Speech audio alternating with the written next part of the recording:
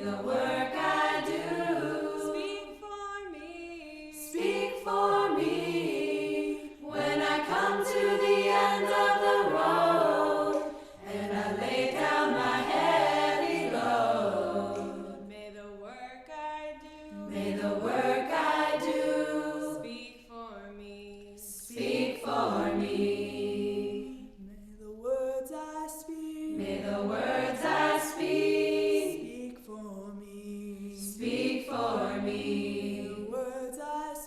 May the words I speak speak for me. Speak for me. When I come to the end of the road and I lay down my heavy load, may the words I speak speak for me. Speak for me. May the path I walk speak for me. Speak for me. May the path I walk speak for me. Speak for me. When I come to the end of the road and I lay down my heavy load, may the path I walk speak for me. Speak for me. Let the land I tend May the land I tend speak for me. speak for me. Let the land I tend May the land I tend speak for me. speak for me. When I come to the end of the road and I lay down my heavy load, May the land I tend may the land I tend speak for me. speak for me. May the seeds I sow speak for me. Speak for me. May the seeds I sow speak for me. Speak for me. When I come to the end of the road and I lay down my heavy load, may the seeds I sow speak for me. Speak for me. May the mountain we climb speak for me. Speak for me. May the mountain we climb speak for me. Speak for me. When I come to the end of the road and I lay down my heavy load, may the mountain we climb speak for me. Speak for me. When I come to the end of the road and I lay down my heavy load, may the life I lead speak for me.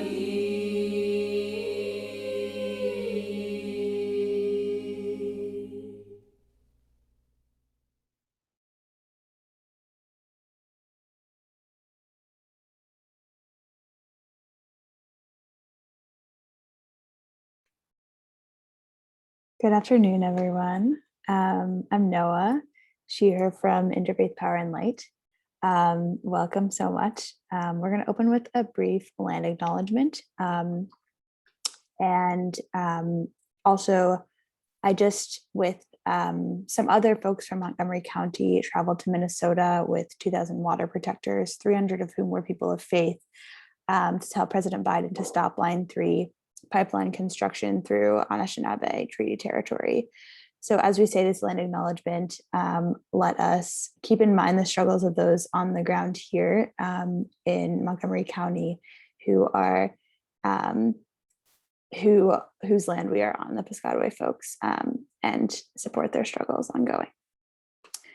We acknowledge that this land is the traditional territory of the Nacotchink and Piscataway peoples. Their presence is imbued in the lands and waters surrounding us. May we nurture our relationship with our Indigenous neighbors and the shared responsibilities to their homelands where we reside today. We're also going to put some action items in the chat on how you can also call President Biden to stop the construction of Line 3. And you can also check out what land you're on right now if you're calling in from perhaps a place that is not Montgomery County. So thanks so much. Excited to get started.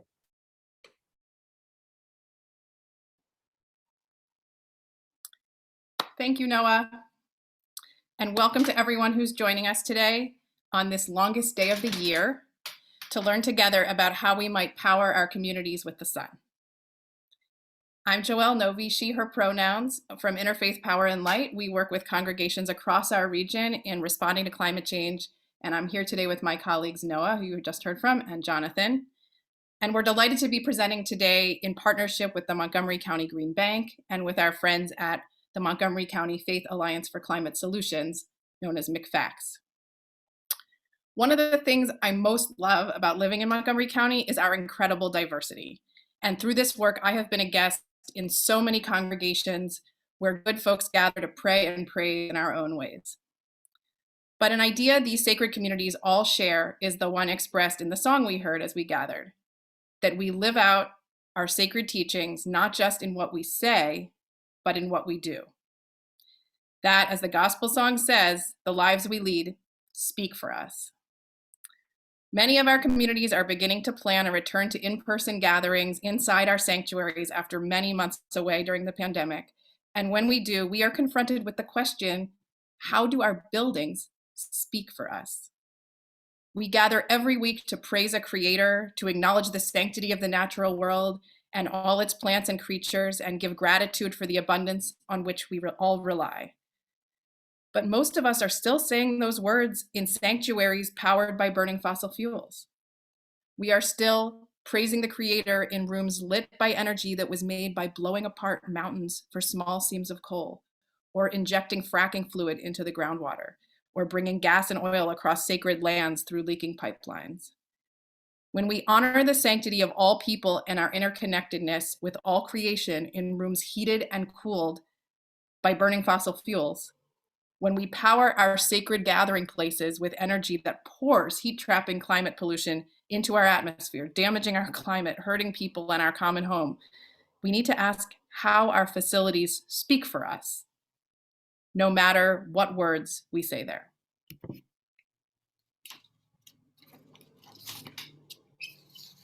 One of the first churches in the region, and this is the picture we used to publicize today's event,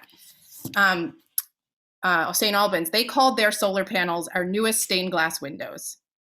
They knew their solar panels spoke for them and proclaimed their story to the world. They could say, let the panels on our parsonage roof speak for us. I want that unity of words and action for all of us. And now with this new program for Montgomery County organizations, it can be. Today's program will open with a reminder of how we fit into the county-wide climate action plan, some considerations of what kinds of facilities are ideal for solar, an overview of how congregations are financing solar in general, and then some specific guidance from the Green Bank about how their financing product and process works. We will hear 2 quick testimonials from Montgomery County congregations who are here to share why they are pursuing solar electricity projects and what being powered by the sun has meant for them. And finally, we'll ask everyone to fill out an interest slip to let us know your next steps.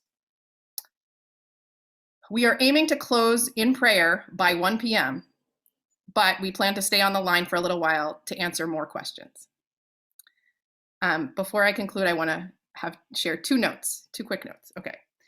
We are focusing today on solar financing for nonprofit buildings in Montgomery County rather than solar opportunities for folks at home. That said, there are some great opportunities this summer for homeowners in Montgomery County to go solar at home through a Solar United Neighbors purchasing group, and for anyone who pays their own energy bill in Montgomery County to subscribe to a community solar project through Neighborhood Sun. So we are going to put links to both of those programs in the chat right now, and we'll also provide a checkbox at the end if you'd like to learn more about residential solar programs. And my second note, finally, our program for today is fairly packed until the question time at the end. So please remain on mute if you can until the end of the presentation. That said, we do welcome questions as they occur to you in the chat. Don't be shy. And we'll try to answer those as the program proceeds, or we can follow up afterwards. And with that, I will hand it off to Tom at the Montgomery County Green Bank.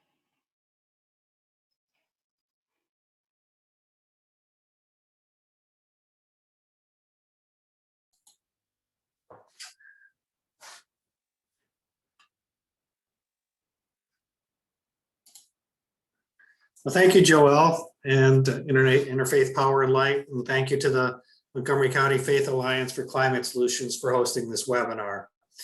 We're grateful to be a part of this presentation to the congregations and to convey the special offerings that the Green Bank has developed to help you realize the benefits that Joelle so eloquently presented.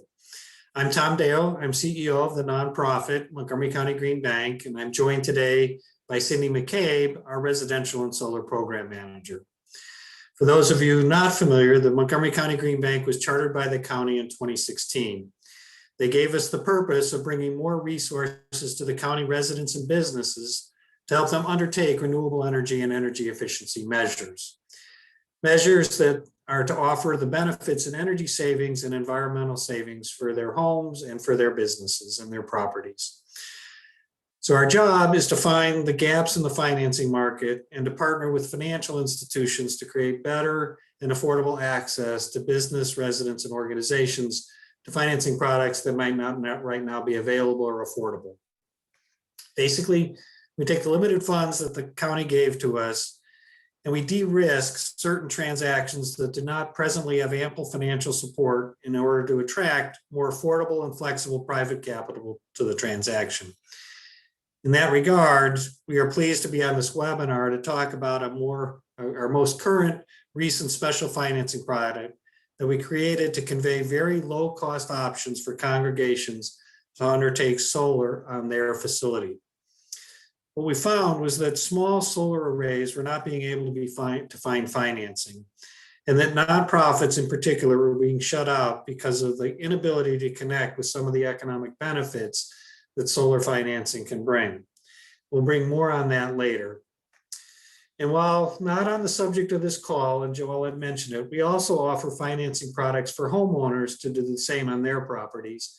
And last year we partnered with Solar Energy World and the county co-op and helped 15 homeowners use financing to get that solar on their properties. We also provide financing for congregations to do energy efficiency improvement in their buildings.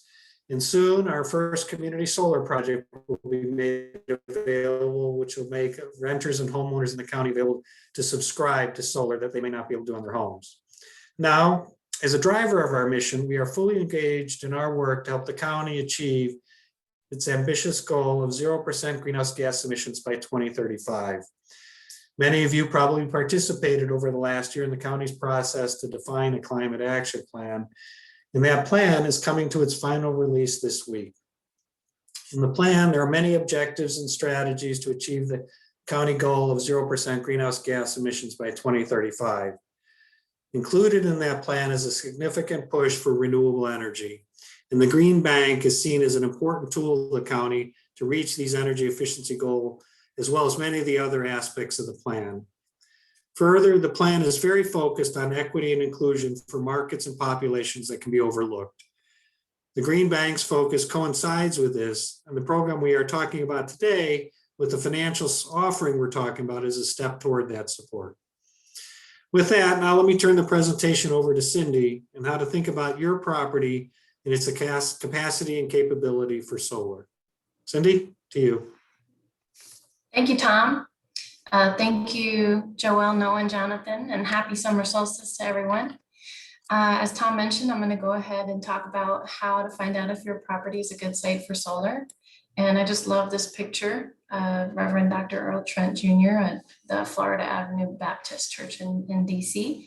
And as you can see, Dr. Trent Jr. is on a flat roof, not a pitched roof. So roofs are a little bit different. Let's talk about the difference here. So the best case scenario, and I want you to take a moment and just think about your buildings and your properties right now. Picture them in your mind and where the sun hits them throughout the day.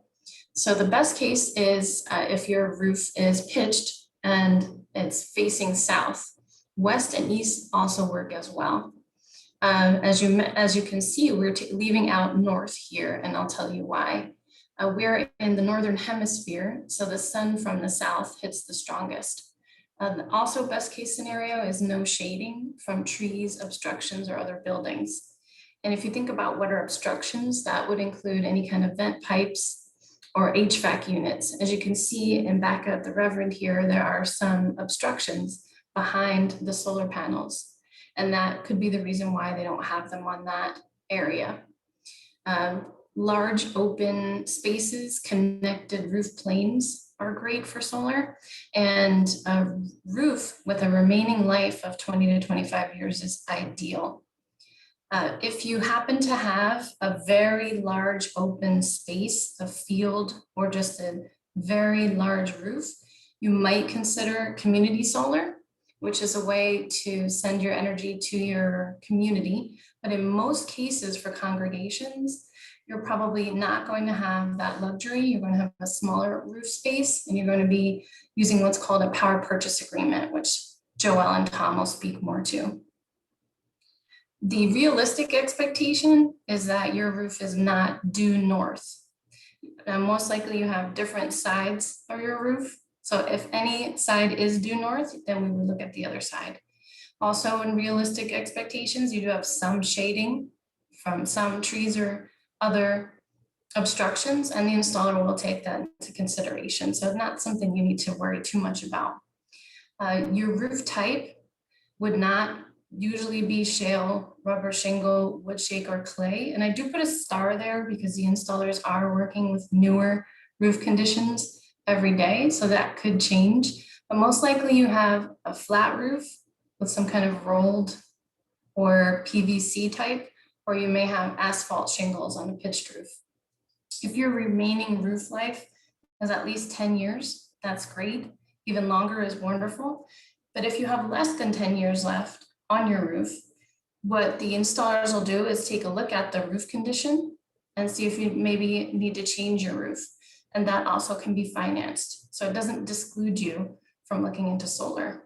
We also want to have a roof space with enough roof for about 25 kilowatts of solar. And that's about the size of a single family home. So if you have about that size, that's great. If you're not sure, you can always look into solar. And if it doesn't work, you're not out anything. Let's see if I missed anything there. Most likely, you will be using a PPA, as I mentioned, not community solar. And most likely the space on your roof will limit the size of your system. Let's go to the next slide and we'll talk a little bit more about system sizing. So how does the solar developer or installer look at your site and create a proposal for you? The first thing that they're going to ask you for is bills. It's very likely that they'll ask you for 12 months of electric bills. So you can go ahead and start thinking about who pays those and how you'd be able to get them. The reason they look at your bill is because they want to see how much energy your property uses throughout the year. If you can see the chart here on the right, it shows the number of kilowatt hours used for every month over the last 2 years. On the left side is the number of kilowatt hours, and on the right, is on the bottom, it shows the months and the years. So that's just an example of how your energy usage is determined. As I mentioned before, usually your roof actually will determine how much solar can be put on there. And it is usually less than 100% of what you need. So as I wrote here on the bottom, in practice, most facilities will be limited by their roof and will have a mix of utility and solar together. The amount of your current electricity that you are changing over to solar is what is called your offset. And it's very common for that to be just a portion of your usage, as I mentioned. For the code requirements, that is a very important question I always get. Well, how do you know if my roof can hold solar? Every solar panel is about 40 pounds. So if you think of a child, maybe that's 10 years or so on your roof, multiplied by the number of solar panels, the installer will do all these calculations for you and have an engineer check them. So not only will they check to make sure that your roof can hold every single solar panel, they'll also check the wind uplift to make sure that heavy winds, high winds won't take your roof off and take those solar panels away. So you don't really have to worry about your roof if it's a little bit older, or if you're worried about how strong it is. The installer will take a look at it, and if you need upgrades to your rafters or an upgrade to your main your main electric panel, the installers will take a look at that as well. And those are things that can be rolled into your financing. Lastly, just quickly want to touch on batteries. There were some questions there. It's a very popular topic. So backup batteries are mostly used. There are different uses for it, but it's mostly for backup power. So you might want to think if you lose electricity often, you may want to look into batteries, but they are fairly expensive. So while solar is usually a very good economic project, meaning that there's usually some savings involved very quickly in the project, if you add batteries onto that, it will change the delicate balance, and you may end up paying more for your electricity than you're paying now if you add batteries into the equation. But it usually is something that can be done if you're able to take on that cost. And it also can be rolled in to the power purchase agreement, which we'll talk more about. Thank you so much, Joelle.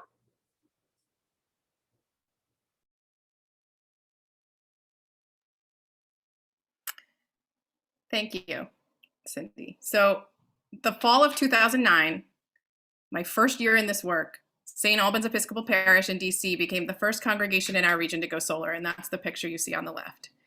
And today, over 100 faith communities in our region are powered by solar panels, either on their roofs or on their grounds, and at least a half dozen of those are right here in Montgomery County. We've created a map, and you have a little graphic from that map on the slide, but we'll put the link to it in the chat. We have created a map of the faith facilities we know of that have gone solar, and we welcome help keeping it up to date. These congregations, especially at the beginning, were pioneers. But at this point, any congregations going solar today can benefit from everything the congregations that have gone before us have learned. So we at Interfaith Power and Light have tried to learn everything we can from these successful congregational solar projects across our region. And the most important thing I want everyone to understand today is that the vast majority of these congregations with solar panels on their roofs or grounds do not own the panels. And they did not pay the cost of having the panels purchased or installed. Instead, they found a private company to put up solar panels on their property at the company's expense, and that sells the congregation the power produced by those panels. I am going to say that again. The congregations that are going solar in our region were able to do so by finding a private company that put up the solar panels on their roof at no upfront cost, at their own expense, and continues to own the panels and sell the congregation the power that the panels produce. The agreement governing the sale of solar power to the congregation is called a power purchase agreement, or a PPA. Congregations considering solar energy projects will be comparing the terms of these proposals in terms of this power purchase agreement, PPA, with the company that will install and own the panels. Developers will try to price the energy from the solar panels at least a little bit lower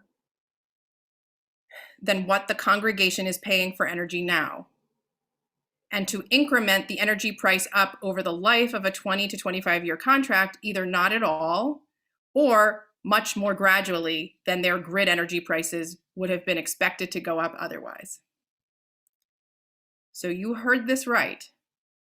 The implications of what I am saying is that companies are putting up expensive solar panels on the roofs and grounds of faith communities at their own expense, and then selling the power made by those solar panels at a price less than what the congregation was paying for energy from its own outlets before. In other words, congregations are getting solar panels at no out-of-pocket cost to them, even maybe a slight savings because of their energy bill reductions. The Green Bank folks do not want me to use the word free, but if they weren't here, That is how I'd be describing these kinds of financing arrangements. They are basically enabling congregations to go solar for free. Now, you may be wondering, how could that possibly be? How could we be talking to congregations about what will essentially be no-cost solar panels?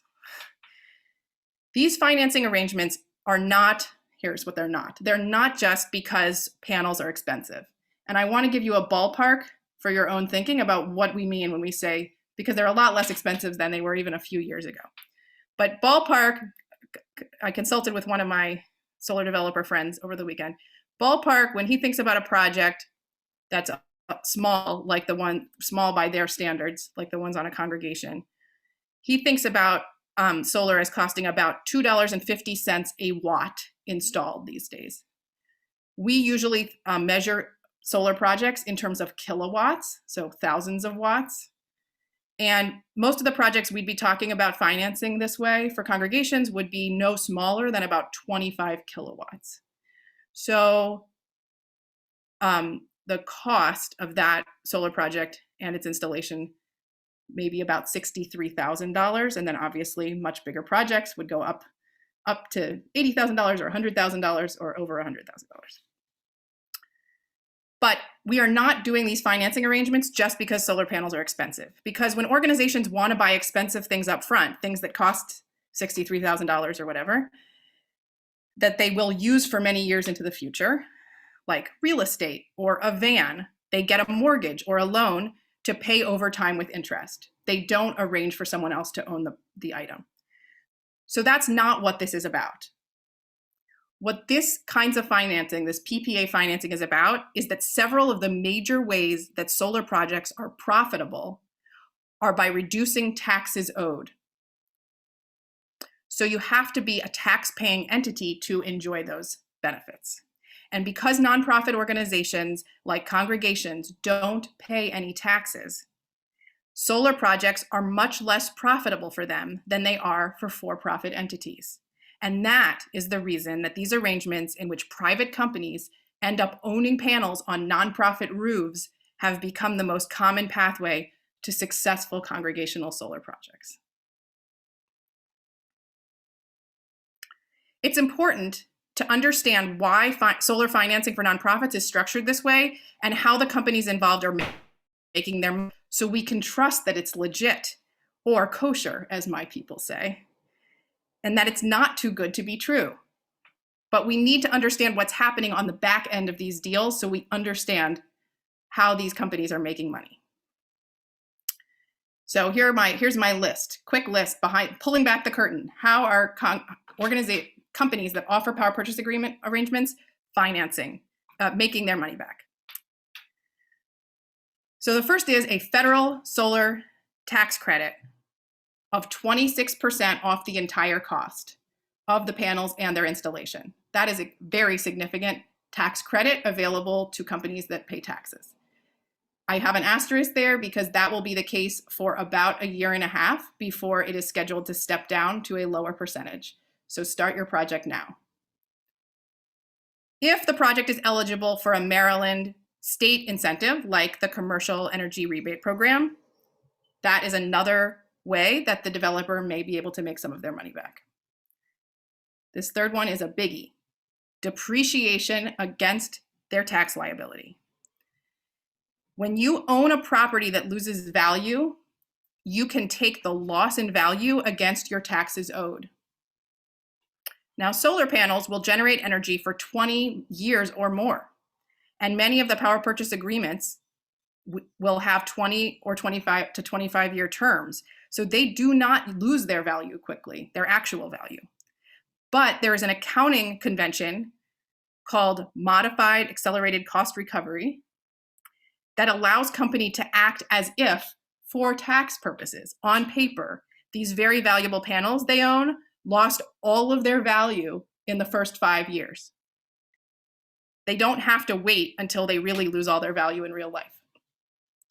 For a company that pays a lot of taxes, being able to depreciate solar panels entirely over 5 years is a huge boon for them. And again, one completely unavailable to an entity like a congregation that doesn't pay taxes. Fourth item, SREC sales. Interfaith Power and Light and other good folks have advocated for strong clean energy laws in Maryland. And we currently have something called a renewable portfolio standard in place that requires utilities to purchase solar renewable energy credits, SRECs, from the solar producers in the state of Maryland. For every 1,000 kilowatt hours generated by panels you own inside Maryland, you can sell one SREC to the utility with prices that fluctuate within parameters laid out by the law. Selling SRECs is one of the ways solar developers make money on power purchase agreements, but they're only a sure bet in the short term, since this is what they call a compliance-based market, which means the value of SRECs is dependent on laws that could change. Just for a sense of scale, I looked it up. The value of a single SREC in Maryland right now is about $77. So $77 right now for each 1,000 kilowatt hours of power generated. Some solar owners will choose to sell SRECs over time, get as much money as they can for them, but wait for the generation to occur. But others will sell all the SRECs the project will ever generate to an SREC aggregator who gives money upfront in exchange for eliminating the uncertainty and delay of waiting to see if the laws stay in place and if the SRECs are worth something in the future. And our final item, and this is the first one that involves the congregation directly, power purchase agreements by the congregation for the power generated by the panels, which the developer will aim to set, as I said, below the price the building is paying now for energy, and they will increment the price you pay for energy up each year, either not at all or much more gradually than your energy prices would have been going up otherwise. In a minute, my friends at the Green Bank will talk more about how this plays out on the other side from your perspective as a congregation. But for now, I just want to highlight a few things about how these power purchase agreement or PPA deals operate on the back end from the perspective of the companies that own your panels. First, the reason these companies are prepared to offer congregations such favorable terms, solar panels at no upfront cost, is because the most significant ways these companies make money on the deals don't involve your congregation at all. And the tax credits and depreciation, which are a huge boon for them, could not be enjoyed by your congregation as a nonprofit organization without tax liability. That's the first big takeaway. The other big picture thing I'd like you to understand, the terms of your power purchase agreement may be 20 or 25 years, but the companies and the solar panels will generate energy for well over 20 years. But the companies are making most of their money in the first 5 years.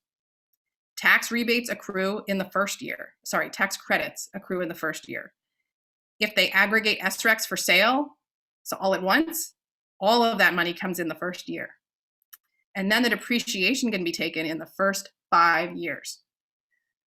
So even if you sign a PPA that specifies energy payments annually for 20 or 25 years, understand that the company has made most of their money on your solar project after the first 5 years, and they may be open for it to change hands at around that time, year 6.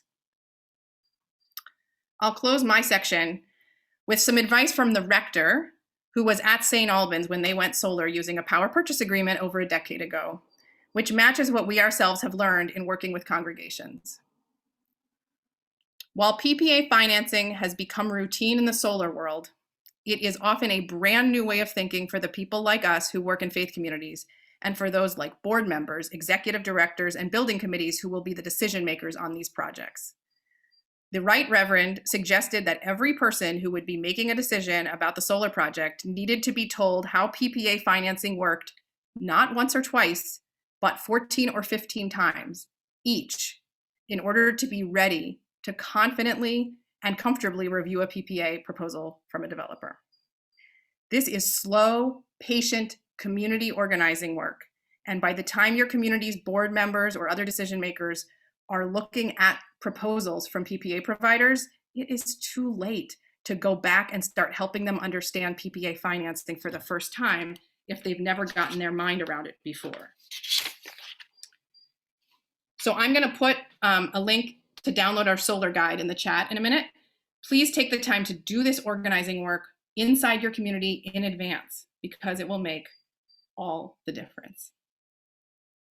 And now I'll hand it back to Cindy to explain how the Montgomery County Green Bank's solar financing product for organizations works. Thank you, Joelle, and well said. So let's talk a little bit about how the process would work once you're ready to get started. The first thing that you would do is contact us. I have put my email address in the chat, and we'll put it in again in a little bit. You would provide 12 months of electricity bills for the property in mind. And we would talk to you about your project. We would take a look at your properties from some aerial views. And we would talk to you a little bit about how much life is left on your roof and what type of roof you have. If it sounds like you want to go ahead with the project, we would give you contact information for 2 or 3 local installers that we've worked with before. And you would go ahead, you or someone, some decision maker at your property would go ahead and contact those installers. We give you a phone number and email address, and they normally would come to your facility to do a site survey. They would probably want to go on the roof, in your electrical rooms, and if possible, take a look at the attic and rafter space. Although they may do an initial site survey and then come back at a later time to go into your attic or rafter space. The reason I say rafter space is that with a flat roof, there's usually not a space you can go into. So normally they would send someone to come back and look into that area. You would then wait probably a couple weeks, 2 or 3 weeks, and then you would receive and review proposals and quotes. And every installer will probably have 1 or more quotes for you, depending upon the way that you want to install. You may want to put a canopy on your roof if you have a flat roof, so that any of the HVAC equipment can be serviced easily, and you may have some more space. And they may want to give you different options, including re-roofs and without re-roofs, for example. You would then, and you may want to start this earlier in the project, you might want to move that up to number 3, is to contact and start talking to any governing bodies you have, like if you have an archdiocese. We can help you throughout the process. If you need any help talking to different decision makers, governing bodies about solar, just let us know. We're here for you. And once you are ready to make a decision, and this may be a while out, then you would go ahead and sign a contract with an installer, developer, and lender. As Joelle mentioned, the 26%, the big tax credit, is only available if you install within 1.5 years. Many of these projects do take a year or so it's better to get started earlier rather than later. A lot of people will wait till the step down comes, and then the installers will be very busy at that time. So we encourage you to start sooner rather than later. If you could go to the next slide for me, please.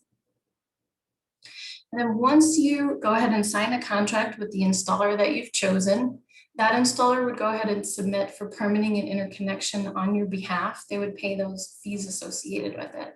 Interconnection is through your utility company, and the permitting would be through Montgomery County. It does take several months in what we've seen in our experience for the permit to be approved, although the permitting department is working on shortening that. And the utility company would give what's called conditional approval, which is a go ahead to install. And what they do for interconnection approval is they look at how much electricity is already coming in and out of the grid where you are, to make sure that that grid will be able to take on the additional amount of electricity that your solar system has the potential of sending out. We'll talk a little bit more about how the electricity moves on the next slide. Once the permits and interconnection approval have been received, you would get your installation scheduled. The materials would be ordered at the same time to coincide with that installation. And the installation, depending upon the size of your property, would likely take a couple weeks to a few weeks, or maybe even a month. And we're talking about if you have a huge huge property. Many installations, for example, for single family homes can be done in one day. So you can just keep that in mind. After your install is completed, you would have county inspections. At times, the county needs to come back. They might request that a couple of things be changed on the installation. So once final county inspection has been obtained, the installer go and turn your system on. So just remember that there are a bunch of steps after you already have the panels up there before you can go ahead and turn them on and start saving money and helping the planet. You can go to the next slide for me, Joelle. So let's talk a little bit about how the solar moves through your meter and through your property. The solar generates energy from the sun every day, sunrise to sunset. A lot of people have questions about cloudy days. Well, even when it's cloudy, you still know that it's daytime because some rays are reaching the solar panels, even though your system would not produce as much solar on a cloudy day, there would still be some production, and that is taken into consideration. Any extra solar power, and this is an exception, so if by some reason your building is closed and most electric loads are off, any extra solar power will be put back into the utility grid. It would go through your meter, and your meter would be a solar meter. And when electricity is put back onto the grid, your meter would count backwards. Instead of 1, 2, 3, 4, 5, it would go 5, 4, 3, 2, 1. And that would be pulled by your closest property neighbors. I would say don't expect that to happen often because most of the time your building is going to be running. Any new solar, as I mentioned, you'd have a solar meter that can count backwards. And your utility bill goes down. This is the important part. This is how the PPA works. So your utility bill that you pay right now goes down as you use your solar. So it's not that you have the same bill that you had before plus a new bill. That utility bill goes down as your solar system produces. That's how it works out. And the rate that you're paying for solar is usually a bit lower than what you're paying for your grid power. That's where the savings come in. Thank you. I'm going to turn it over to Tom to talk a little bit more about financing.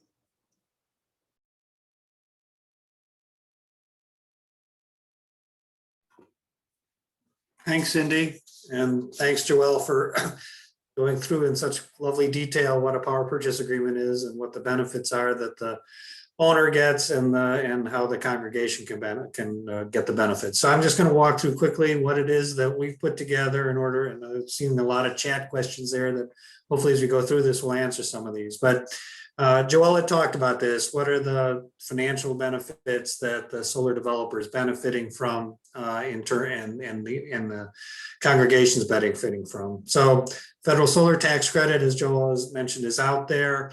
As the owner of the system, that goes to whoever the owner is. So in a power purchase agreement, that's going to be the developer. They're going to take advantage of those. They also own the generation of the power, so they can sell those solar renewable energy credits on the market because they are the owner of the generation.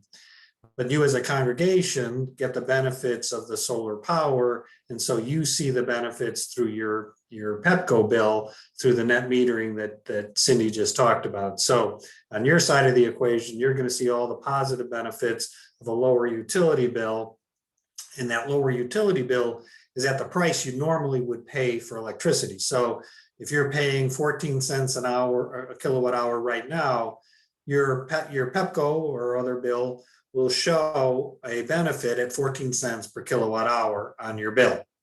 Okay, so keep that in mind because that's going to come back to be important in this. So advance the slide. Thanks. So what is the power purchase option that the Montgomery County Green Bank has put together? And it's a nonprofit structure. And as Joelle said, we don't use the word free, but one might think of it in free terms. So the first thing is that there's no out of pockets for the congregation. How is that at all possible? It's possible because you're entering into a contract with a solar developer who says, we're going to install this solar system on your property. You're going to lease the roof to us so that we can have the legitimate right to install it on your property. And for that, we're going to we're going to install it, we're going to purchase all the equipment, and we're going to finance that in order to make it free to you. And then over the, back up, please. And then over the term of the contract, we're going to we, the solar developer, are going to maintain and own and operate that system. So you as a congregation have no responsibilities whatsoever to ensure that system, maintain that system. That's all on the solar developer side. And what they'll say, look, we're going to do all that for you. You're going to lease the roof. We're going to bring this system. We're going to own. We're going to finance it. You're going to not have to put a dime out of pocket. And for that, we want to enter in a contract with you because the solar generation is going to go to you, the underlying property owner. And we'll establish a price per kilowatt hour that you'll pay for that system. And what the Green Bank's program is trying to do is to target a price at that kilowatt hour price that's at or below your current price. So as I mentioned, that maybe you're paying 14 cents per kilowatt hour. We're going to try to find a price that's at that number or below that number and make it in the contract. Plus, we're going to look to try to make that price constant for the 20 to 25 years that you're running that system. So think about that. Right now, you're paying a per kilowatt hour for electricity. You don't know next year what that price is going to change. And that we've seen some level of coming down in that price, but frankly, that's from a lot of the natural gas and the lower prices on that. But I think the marketplace feels that there's kind of a floor there. And what the expectation is that electricity is going to begin to cost more year to year. So what we're trying to say is we're going to try to set that price today, hold it constant for 25 years. So you as a congregation will begin to reap the benefits of lower pricing of electricity over that period. And for every kilowatt hour of generation, your operating costs are maintained as constant for 20 to 25 years. So that's what we felt was an important benefit that nonprofits wanted to have, which they didn't have to worry about a escalating or changing utility price. For 25 years, they can rely on that price. And you only pay for the amount of generation that the system generates. So if it generates 100,000 kilowatt hours, that's what you pay. If it generates for 95,000 kilowatt hours, you only pay for 95,000. If it generates for 105,000, you'll pay for 105,000, but all that is offsetting what your normal draw is on the property. And at the end of that 20 to 25 years, you'll have a variety of options. One option would be to pay the fair market value, and this is going to be a depreciated value, so a nominal price in order to buy the system from the owner, and then you would own it for outright from then on. The other option is you could ask them to just take it off your roof and you'd be done with the contract. So let's go through an example. What does this really look like? So go to the next slide. So here's a real sample. This is a commercial sample that we're working on in a power purchase agreement. The total system cost on this will be $220,000. And what does this mean for the entity that's undertaking it? No out-of-pocket cost. They're not putting a dime out. It's a just under 100 kilowatt system. And the amount of generated electricity from this is just under 130,000 kilowatt hours over the course of a year. We're setting a price on this at 10.4 cents per kilowatt hour. The price that the facility or the organization of which this is going to be built are paying a little over 14 cents per kilowatt hour. So we're coming in at 10.4 cents. They're paying 14 cents. So under the PPA agreement at that 10.4 cents, they're spending about $13,500 of payments for that year's worth of electricity. On the other hand, through net metering, they're saving nearly $19,000 on their utility bill. So what they're saving on an annual basis will be about $5,300. But they put nothing out of pocket to have the system. And because of the contract that they're executing every year, they're also seeing on their budget a savings of $5,300.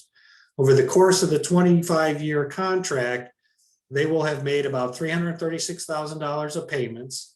They will have seen savings on their on their utility bill of about $470,000. So over the course of 25 years, they'll have saved $32,000 of operating costs. That's a pretty substantial number in order for the congregation to enter into this. Nothing out of pocket, annual savings of about $5,300 on the utility bill, and about $32,000 over the course of 25 years. Now, this is this particular sample, and Every one will be unique because of the orientation and all the things that Cindy talked about where it's sitting, situated, how much generation it can have. But we will price each one of them with the target to be at what I said, at or below your current kilowatt hour price, and a flat price for that for the 20 to 25 years. So with that, I'm going to turn it back over. Joelle, I think we had a couple people talking about their examples of benefits they have. So back to you. Yes, thank you. I just wanted to underscore one thing about this slide before we shift gears. If you're just talking about savings over the last year you weren't solar, then you think in terms of the energy prices you were paying that last year you weren't solar. But one of the major ways this is actually saving congregations money is against the prices they would have paid for energy from the grid as those prices go up in the future. So we can all disagree. I mean, the government has projections, but they don't take into account the idea that we might pass climate legislation and whatnot. But we can all disagree about exactly how we might expect those grid prices to go up in the future. But it is the savings against what you would have paid otherwise for that energy if you weren't getting them from the solar panels for that guaranteed price, or that guaranteed price with a small escalator. That's the real boon for congregations against the hypothetical in which they didn't have those solar panels. Hope that's helpful. That's a great point, Joelle. And these numbers on this slide are based on a constant utility price. So to the extent those go up, that's a bigger number. Absolutely. So we're going to invite a few guests to talk to us briefly. And I'm going to revise our conclusion time by about 5 minutes. We're going to try to land the plane by 1:05 now.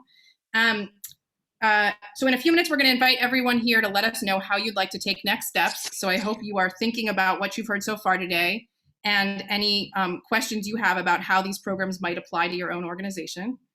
But first, we are going to hear a few thoughts from some Green leaders in 2 Montgomery County congregations, one that's in process with the Green Bank right now, and another that went solar with PPA financing some years ago. And I'm going to invite both of them to get spotlighted so we can talk together. So Chirag Bhatt, you are from the Chinmaya Mission. Can you tell us a little bit more about your community and about why you want to go solar as a community? Hello, good afternoon, everyone. So Chinmaya Mission is based in Silver Spring, Maryland, and we have been doing a lot of green initiatives. Of course, there are a lot of motives behind that, better long-term sustainability, reducing cost, providing non-polluting environment for the next generation, enhancing healthy living and protect the environment around us. So all of these benefits are essentially driving several green initiatives, including the solar panels. And one of our, it's a worldwide organization, and one of our major pledge that is used by all the members include a sentence, part of the pledge is producing more than what we consume and giving more than what we take. And that really applies here because we want to minimize wasteful resources, wasteful consumption of the resources from the earth, and giving more to the earth and to the planet so that it is more sustainable over the future. So we started taking some initiatives, switching to green wind energy, which is very easy to do through the supplier change, trash reduction, composting, recycling, as well as energy efficient lighting through a PEPCO program. But we believe that the solar panel gives the best of all of this, the most of all of this. And another thing, we are considering EV charger installation as well for the members. And for the solar panel, we've been currently working so that we can get the most energy out. Our facility is structured such a way that we can't have 100%, but whatever can be generated, that always contributes to the green energy and sustainability. And our intent is not only just to install and apply that at the congregation, but also educate the members, because there are members are going to learn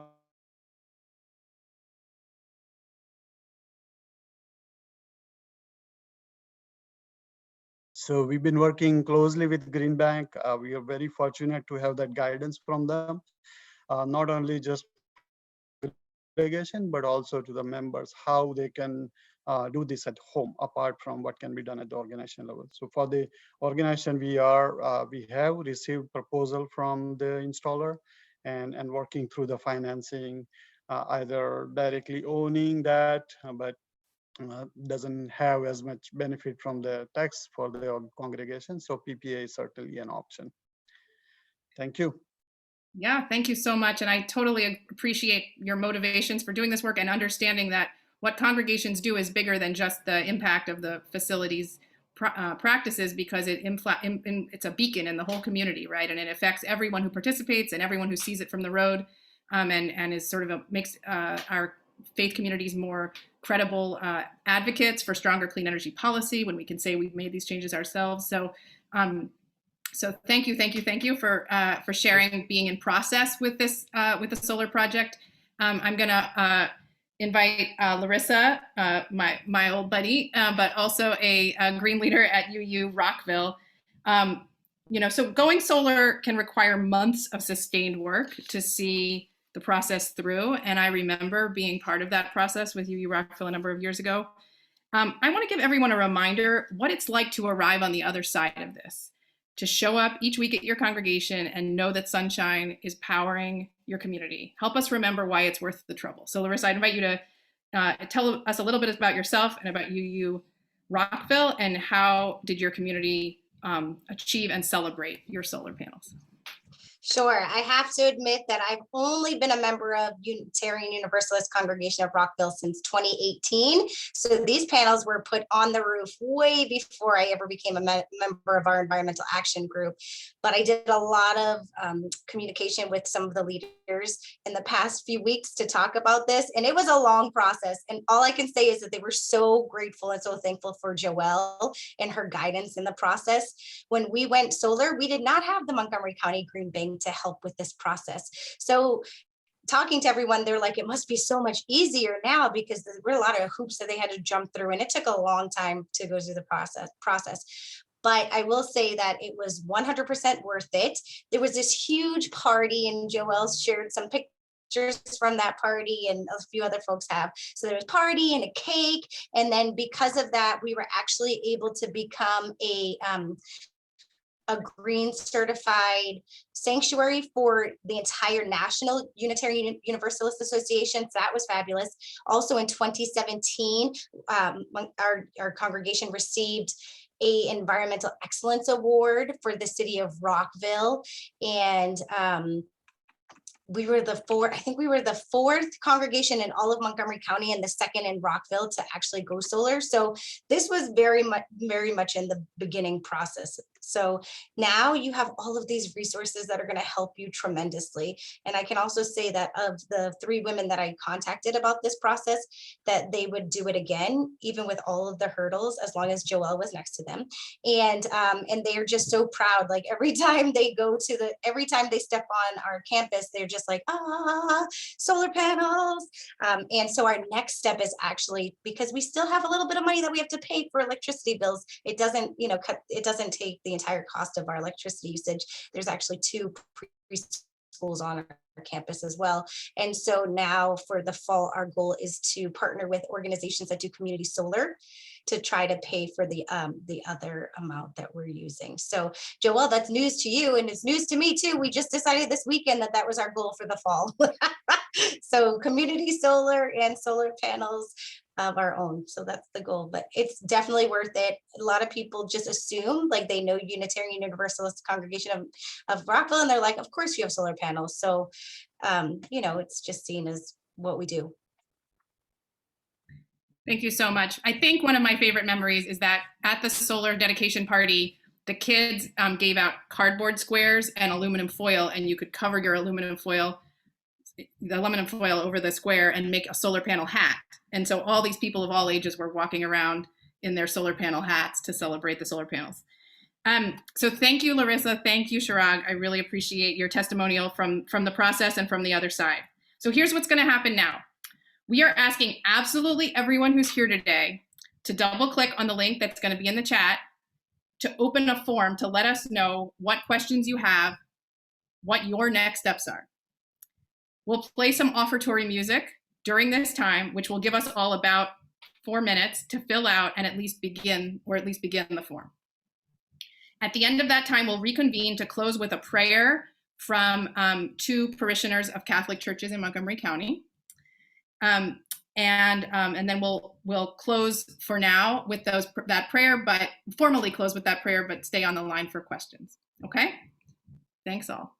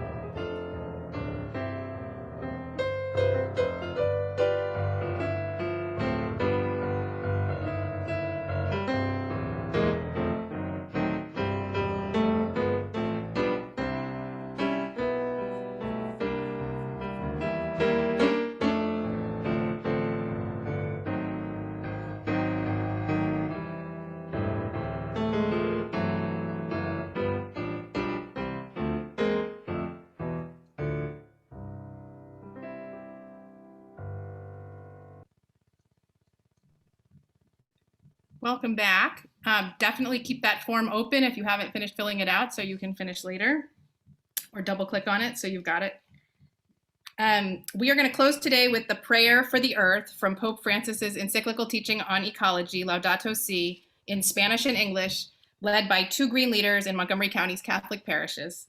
Otto and Jason, I'm going to ask you to introduce yourselves. You can share anything you want about the green work you're doing in each of your communities, and then please close us in prayer. Otto, you go first. Good afternoon, everyone. Peace and all good to all of you. Thank you for the opportunity to join you this afternoon. My name is Otoniel Perez. I'm the animator of the St. Camilla's Catholic Church Justice, Peace, and Integrity of Creation Committee.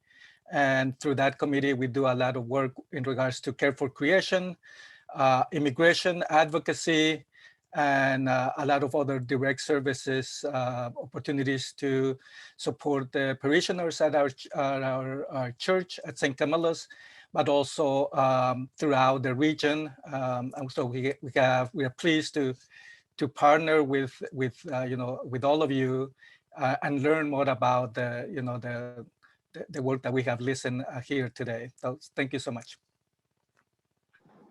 Yeah, my name is Jason Giovanatone. I'm a member of the Green Team at St. Michael the Archangel Catholic Church in Silver Spring. And first of all, please forgive me if there's any background noise. I'm actually in a hotel lobby right now. So, we have a couple of projects going on. The biggest one is to turn the property of our former school building into a green property. It's mainly filled with impervious surface, concrete and everything, and there's very little green to that property. So if any of you have been in downtown Silver Spring, just across from the Whole Foods is that property, and it's quite an eyesore. So we're looking at a lot of different financing options to get that turned around, mostly related to stormwater at this point, but hopefully solar, and energy conservation later on. So thank you again, Joel, thank you for the invitation. It's great to be here today. Oración por nuestra tierra.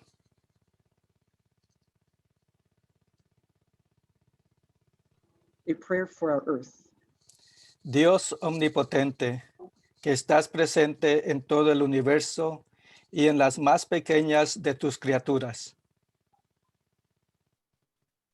All-powerful God, you are present in the whole universe and in the smallest of your creatures. Tú que rodeas con tu ternura todo lo que existe. You embrace with your tenderness all that exists. Derrama en nosotros la fuerza de tu amor para que cuidemos la vida y la belleza. Pour out upon us the power of your love, that we may protect life and beauty. Inúndanos de paz para que vivamos como hermanos y hermanas sin dañar a nadie. Fill us with peace, that we may live as brothers and sisters, harming no one. Dios de los pobres, ayúdanos a rescatar a los abandonados y olvidados en esta tierra, que tanto valen a tus ojos. O God of the poor, help us to rescue the abandoned and forgotten of this earth, so precious in your eyes. Sana nuestras vidas para que seamos protectores del mundo y no depredadores, para que sembremos hermosura y no contaminación y destrucción. Bring healing to our lives, that we may protect the world and not prey on it, that we may sow beauty, not pollution and destruction. Toca los corazones de los que buscan solo beneficios a costo de los pobres y de la tierra. Touch the hearts of those who look only for gain at the expense of the poor and the earth. Enséñanos a descubrir el valor de cada cosa, a contemplar admirados, a reconocer que estamos profundamente unidos con todas las criaturas en nuestro camino hacia tu luz infinita. Teach us to discover the worth of each thing, to be filled with awe and contemplation, to recognize that we are profoundly united with every creature as we journey towards your infinite light. Gracias porque estás con nosotros todos los días. We thank you for being with us each day. Aléntanos, por favor, en nuestra lucha por la justicia, el amor y la paz. Encourage us, we pray, in our struggle for justice, love, and peace.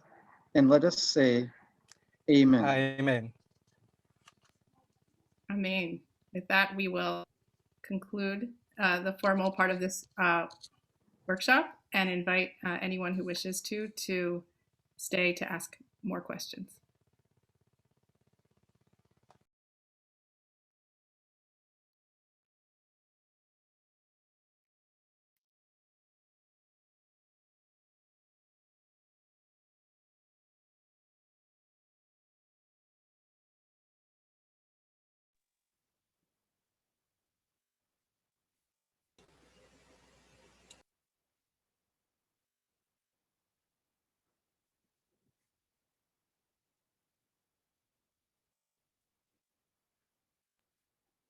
Yes, I share the gratitude in the chat for our closing prayer. It was beautiful.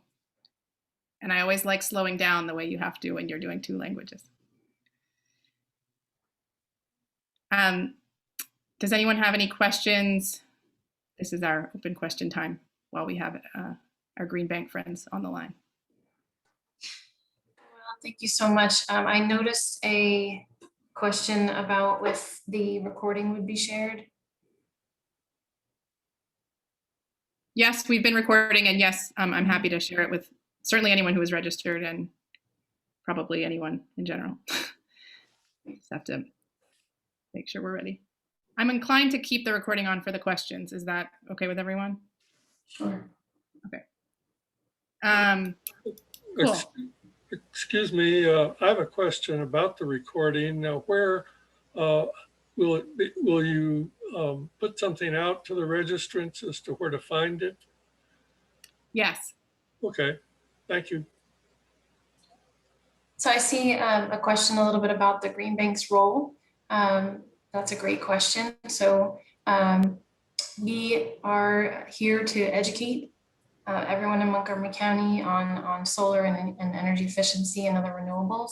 But specifically for solar PPAs, we would talk you through the project. We would refer you to installers that are licensed in the county and in good standing. Someone asked about practices, and we could answer any questions on what's the best option for you if the third party rental, as I call it, or the ownership would be best.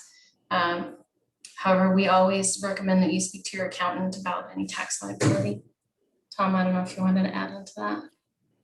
Yeah, so in a specific sense about where we fit, we're putting our low-cost capital into the structure with the developer in order to lower that price that we're talking about to you and to bring that flat pricing. So that's the leverage that the Green Bank is bringing into the transaction. So we are a financial investor in the power purchase agreement that you would be executing. But we're behind the scenes. You wouldn't see us there. You would be interacting with the actual solar developer, which we've got a couple that we're working with, Mission Energies and Skyview Ventures. They would be the ones that you would be actually entering into the power purchase agreement with. But because of our participation in that, that's what's bringing you the lower priced benefits. So you wouldn't actually see us in it, but know we're in there if you're executing that power purchase agreement.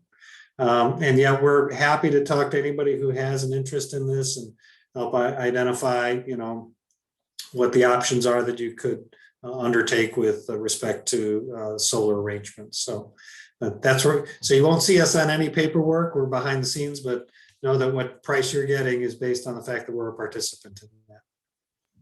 Before fielding the live questions, I wanted to grab a couple in the chat. Well, I'll take Donnabee's question first. So she's asking if the congregation's already making green choices around energy, like purchasing wind energy credits or subscribing to a community solar project. You know, what is the initial additional environmental benefit of putting up solar panels on your own property? My sense is anything that's adding new production to the grid yourself is like the greenest thing you can do. It's all those other things are green also, but if this is an option for you, this is one of the most helpful things you can do to advance clean energy on your own behalf. That I'll welcome my colleagues' additions to that thought. And then I'm just very interested by the number of questions we're getting about congregations pursuing ownership, when to me it seems like if you could get no money down panels at a savings versus finding $60,000 to $100,000 to purchase them outright and not get those benefits. I guess I'm struggling a little bit with what is behind those questions. And I wonder if it's just that my guess is that congregations struggle sometimes with the loss of autonomy and control about letting some other company put anything on your roof and puncture your precious historic sanctuary roof, and that you just have to do a lot of trust building so people feel good about the company that's going to be your partner. But I'm curious, if others have thoughts about sort of when it might make sense for a congregation to pursue an ownership approach. I guess if you had a big grant, somebody was ready to pay for $100,000 of solar panels, or had given you $50,000 just for this, maybe, I don't know.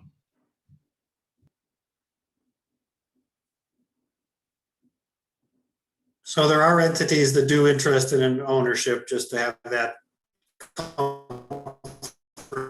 level, I think, Joel, that you're speaking to. You do lose the majority of that tax benefit. There's a way to get a small piece of it through some enterprises out there, but you lose the majority of it.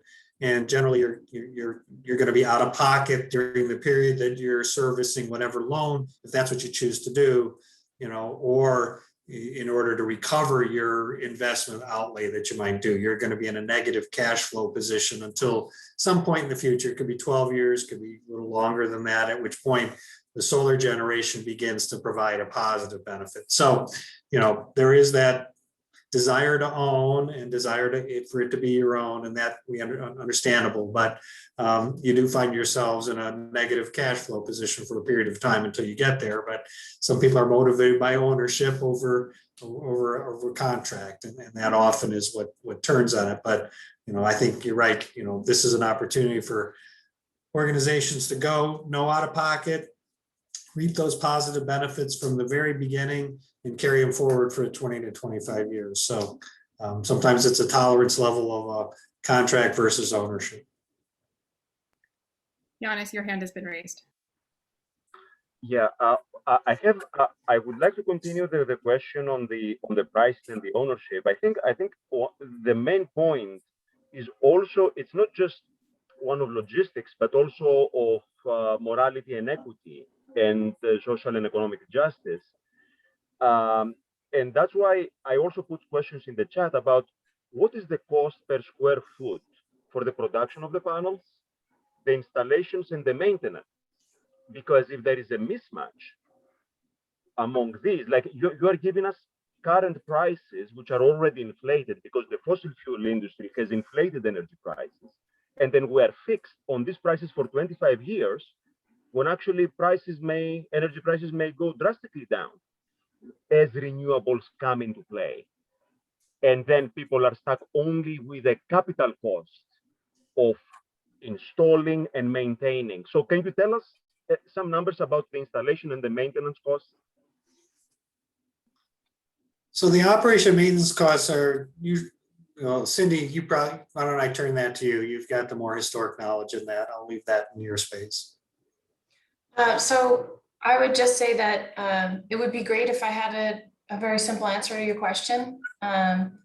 If I was the person that was going to install, the solar panels on your building, I would feel more comfortable because I would have to stand behind whatever price I give you. But some questions that will be asked that will determine that price would be the type of installation that would be happening on your building. So you can install flush with the roof, you can install on racking, you can install on a canopy. There's lots of different implications, right? So if your building is 1 story above ground level, it's much easier to get up there than if your building is 4 or 5 stories up. You'd need a lift or a crane, right? You might need safety railings and things like that. So like I said, I'd love to give you a really easy answer to your question. There are also different kinds of solar panels that produce different amounts of electricity. If you have a wide open space, like if you can imagine a ranch house, it's just really long on one side and really long on the other. Maybe it's east-west facing, so you can use both sides, no trees, nothing. You might be able to use lower producing panels because they're just going to produce every kilowatt that they can because the sun is going to shine so brightly on your roof. But if you have some shading or something like that, an installer might recommend that you use a higher efficiency panel, which has a higher cost. There are also different types of inverter systems. There are micro inverters, right? Optimizers and things like that, different monitoring platforms as well. So it's much more complicated than I wish it were. That's what I'll say. And I invite anyone else to comment on that. I have 2 thoughts to add, and thank you for those questions. So the first is sort of what are the ethics of these companies doing these projects to make money, basically? And it's a little bit awkward or uncomfortable sometimes to have an intersection of nonprofit interests, like the missions of all of our congregations, and for-profit interests. They are not putting up the solar panels for the same reasons we are.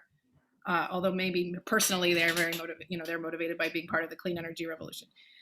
So on that score, I think understanding that discomfort and naming it is important so that you can work through it in your congregation.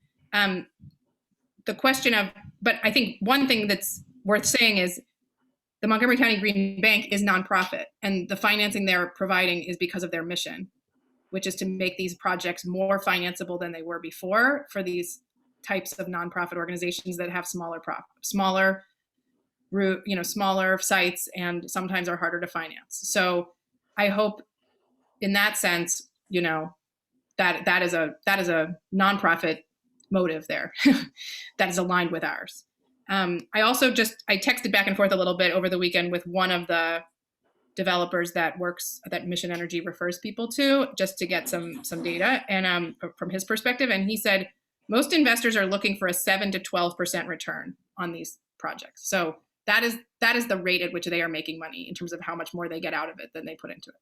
So you can assess for yourself whether that is exploitative or legit. But that's sort of the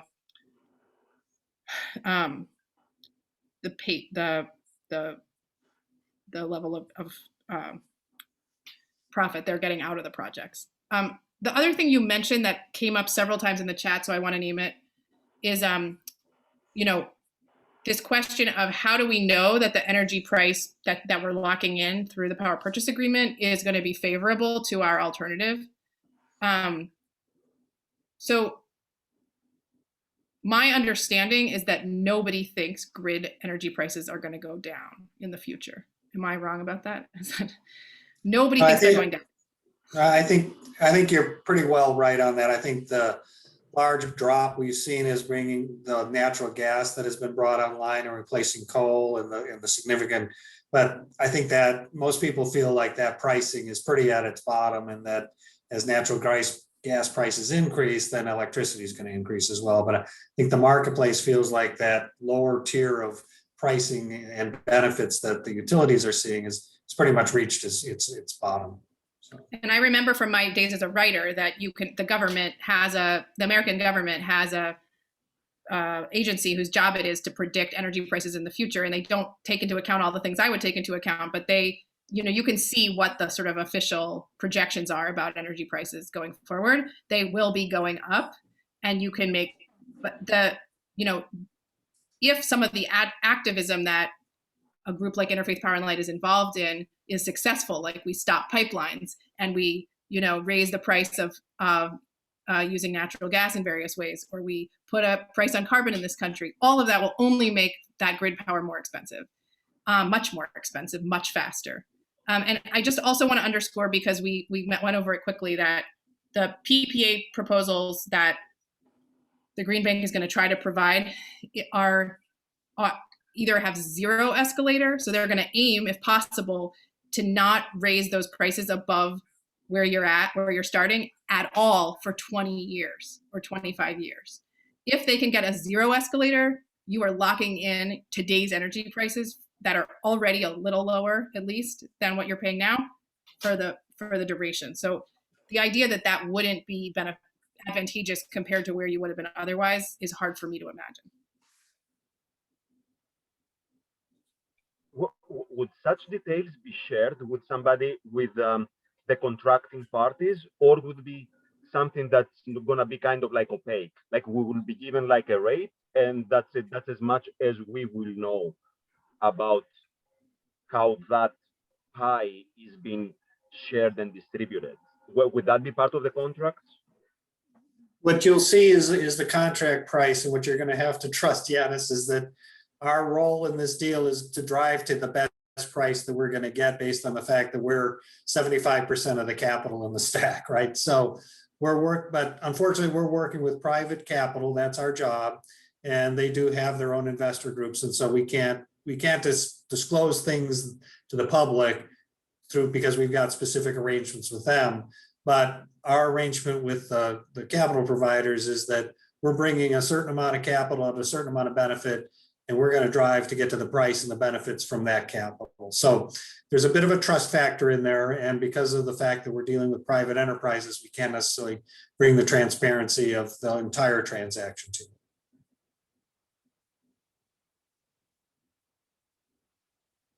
But with everyone we bring, that's our job, and that's what we do. We drive it to the best price we can based on the fact we're such a significant investor. Do you have experience with landmark building restrictions? Because many of our organizations may face that. And are there workarounds? What's your experience? Is it easy to overcome landmark building obstacles? Like historic designations, things like that? Yes.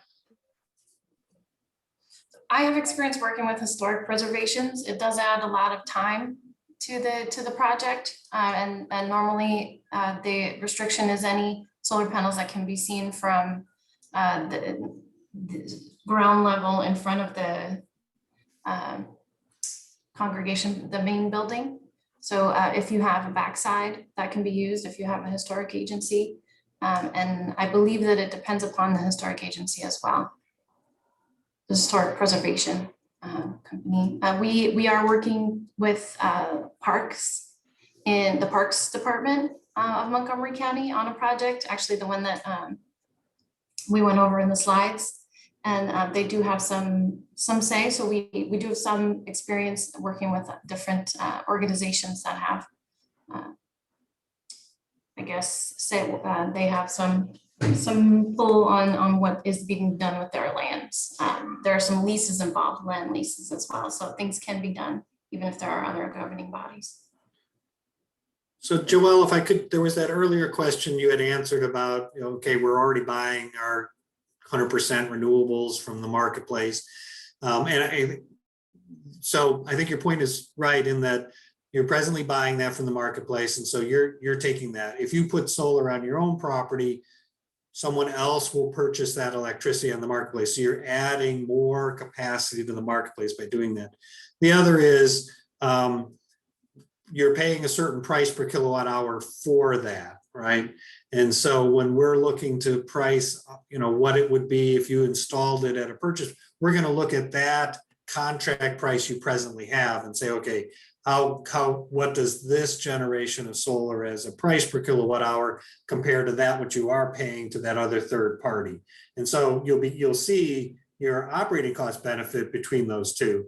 But if you do decide to take on the solar in yourself, you'll free up that capacity for someone else in the marketplace to buy it. So we're adding more capacity, and from an operating cost benefit, you as an organization should see benefits to that, because the solar price you'll be paying for the solar on your property will be less than what you're contracted with to buy from the marketplace.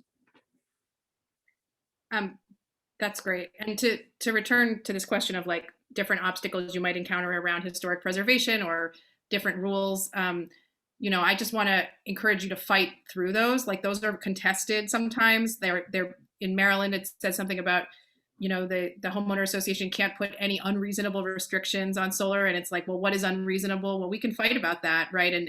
And help to like advance better restrictions. So to the extent that you encounter those obstacles, like know that the whole, like our Interfaith Power and Light and all of our congregations will kind of stand with you to push the envelope on those issues. My favorite story in Massachusetts, there was a Unitarian Universalist congregation that was restricted by, I think there's town's laws from putting up solar panels, and they sued and said this violates our freedom of religion because we, to express our faith, we need to put these panels up, and they won.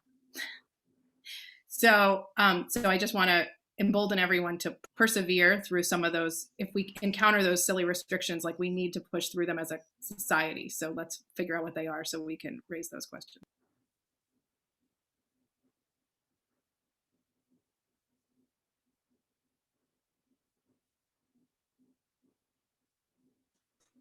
Thank you so much, Joelle. I've actually got to jump off in 1 minute. So I just want to say thank you to everyone who spoke and everyone who attended. Appreciate it. This was fantastic. It was wonderful to be with all of you. Gratitude and appreciation. And Thank we'll you. follow up with Thank you. Thanks, everyone. there. Thank you, Joelle. Thank you, Noah. Thank you all. Bye. Zoom high five. Thank you. Very cool.